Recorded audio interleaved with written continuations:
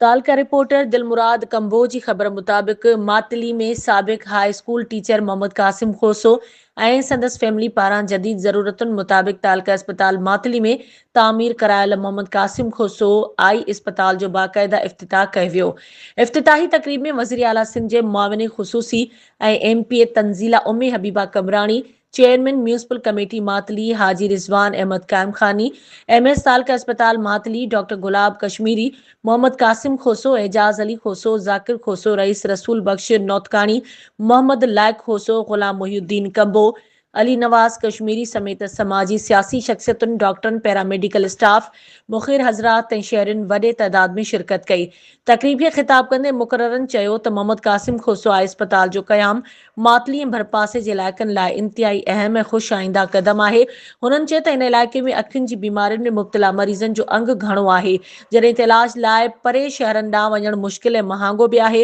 अहिड़ी सूरतहाल में जदीद सहूलतुनि सां लैस ही आहे अस्पताल अवाम जे देरीना ज़रूरत पूरी कंदो। मुक़ररीन मोहम्मद कासिम खोसो फैमिली ऐं अस्पताल जे सरपरस्तनि जी कोशिशुनि खे साराहींदे चयो त उन्हनि जी भरपूर महिनत सां मातली में सिहत जी सहूलतुनि में बहितरी अची रही आहे, जेका क़ाबिल तहसीन आहे। शहरियुनि उमीद ज़ाहिर कई त अस्पताल जे क़यास सां